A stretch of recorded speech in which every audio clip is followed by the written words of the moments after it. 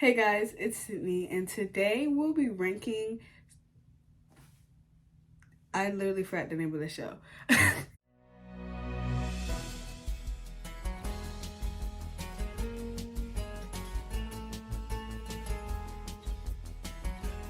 Today we will be ranking Law and Order Special Victims Unit characters. I talked about it in another video that I've been obsessed with Law and Order Special Victims Unit since I was a child, and now I'm getting into a phase where it's getting like really bad. Like I'm watching it every day. I was just watching it while I was doing my homework.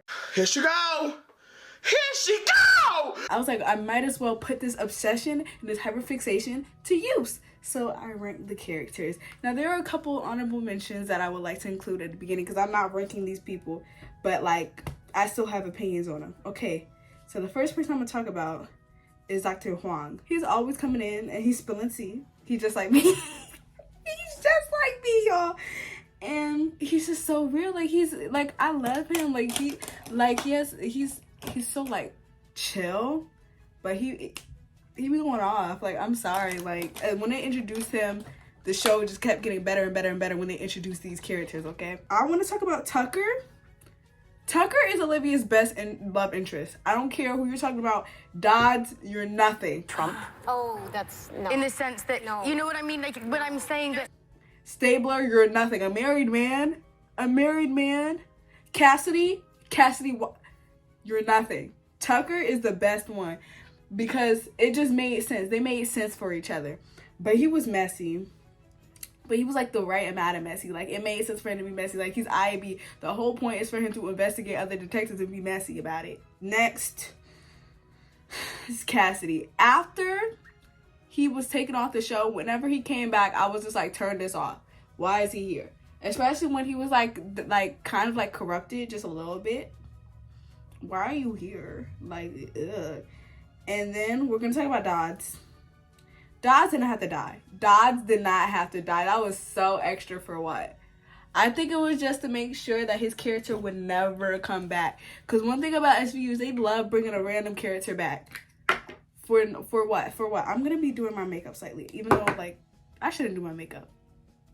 But I feel like it. Even though it's like 8 p.m. It's literally 8:09. Dodge should not have died. He did not deserve that. Especially the way he died. He died helping some people out. I think he just wanted to be here in that moment. Because he really could have just stayed home. I don't know why he wanted to go so bad. He really could have just stayed home. And somebody else could have died. Like, why couldn't Carisi die? Why couldn't Amaro die? No, but it had to be Dodds. He was leaving anyway. Next, we're going to talk about the number one mother, Melinda Warner, okay? This is the mother. She could not be ranked because it would have derailed the whole ranking. It wouldn't have even been fair to the rest of the characters to rank Warner. Okay? That is... Don't talk... That's Tamara Tooney. Don't do her. Okay? Because if you do her, you do me. So we're gonna actually start with the ranking, okay? The worst character of the main characters is Captain Cragen. Captain Cragen, you messy. You're messy. You're messy. You're grown. You are 50. You are 50 and counting. And you're messy. For what? Can't tell him to go to get a job because this is his job. And he's always doing, like, this is what made me really not like Captain Cragen. So basically, it was this case that Elliot and Olivia were working, and basically Elliot put the rapist away in jail, but then Captain Cragen was like, oh, he's dead now, so he worked his homicide. Does that even make sense to y'all? Because it doesn't make sense to me, because why would he work the homicide? Isn't that like a conflict of interest? And there are just so many cases where Captain Cragen was dead wrong. Sometimes he does eat the comebacks up, though. He be eating people up, though. I can't even lie. I give tens where tens are due. And that's when a 10 is due. Like, his comeback, nobody's touching him. Like, when Elliot has comebacks, they're kind of corny. Like, not even gonna lie. But they sound coming right. Like, if they're corny coming out of Elliot's mouth, it will be like, it'll be so hard coming out of Captain Cragen because that's just the type of man he is. I don't know. Number 11 is Amaro. Amaro, you're weird. Amaro is a wannabe Stabler. He doesn't have the charisma. He doesn't have it. You can't put on a Stabler police brutality wig and be Stabler. You can't do it. You're not him. in most of these cop shows, minorities are the ones doing the police brutality. And I don't know, it's probably to take the heat off of white males. But, like, they're doing a bad job at it because I see through it. I see their tea. I clock the tea. I clock the tea every time. Next is Amanda Rollins. Amanda Rollins, sometimes she mothers, a lot of times she doesn't. I just feel like she has an underlying racist past. And I feel like she did do something racist before. I'm not even gonna lie. I feel like she did. But I'm just forgetting because I haven't watched those seasons with her in a while. Like, I feel like they were trying to usher her in as the new Olivia, but, like, Mariska Hargitay just did not leave. So, she just didn't leave. So, like, and she just kept getting promoted. And I think Rollins is off of the show now. But I haven't watched the new seasons because, like, after season 20, they're bad. So, like, number 9 is Carisi. I don't know how Carisi made it up this high. Carisi, his voice annoys me. But I still love it at the same time. I don't know.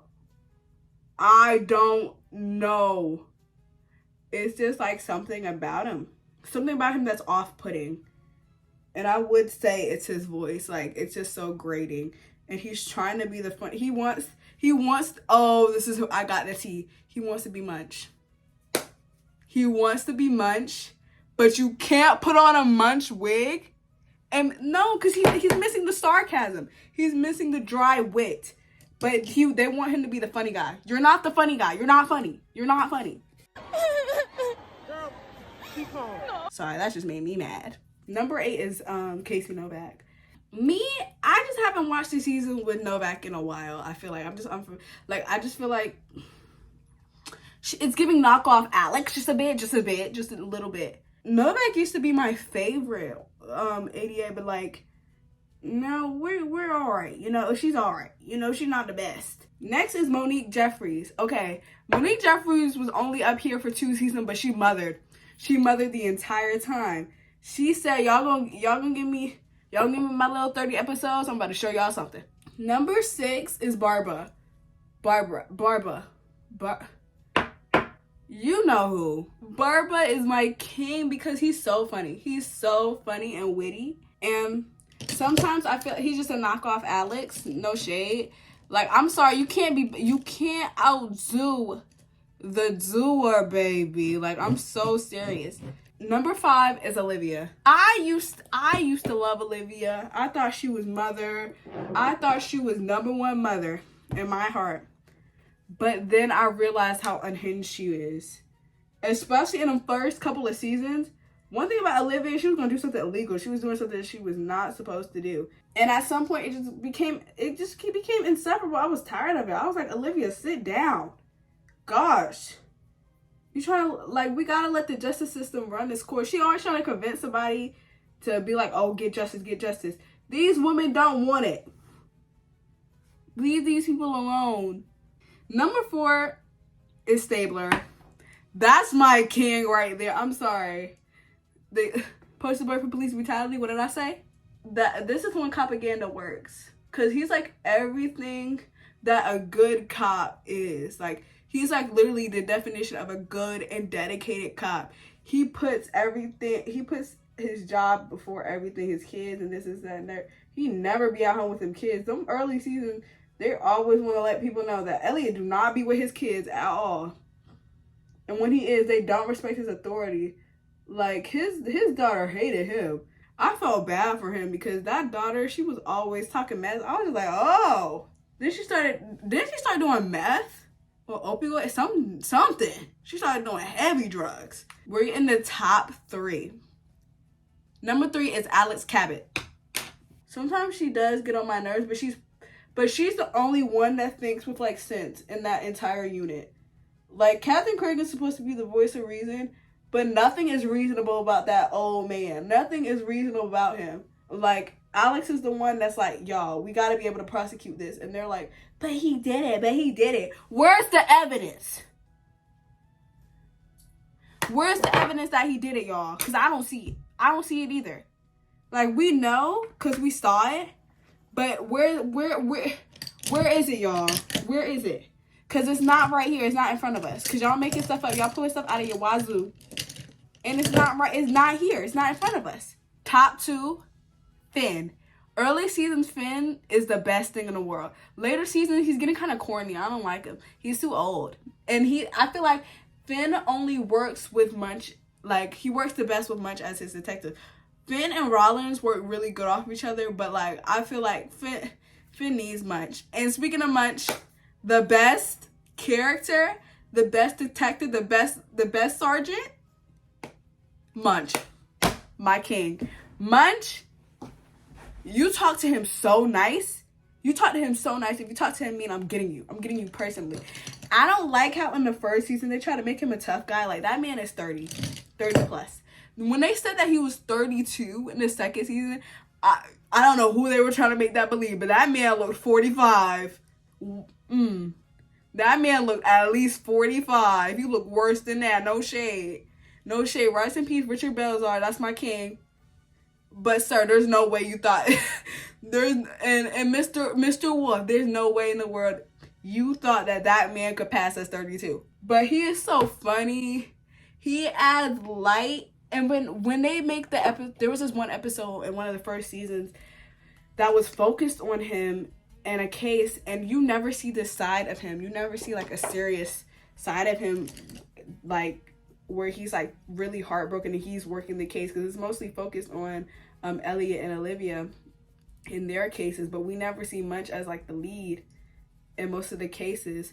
But when you see this, it's genuinely heartbreaking, because it's just like you see this not even happy-go-lucky, but like person that's like very cynical, but like makes good jokes out of it and makes light of the bad situation, and like such a heartbroken state. Like one of his victims that he was working with, she had like this box at the door that blew up, so she died, and they were like investigating who killed her and stuff like that. It was really like sad. It was a very sad episode. Like one of this, like, I'm sorry, like one of the like the parts where like the victims don't make you sad. It's not the victim story, but it's a detective story.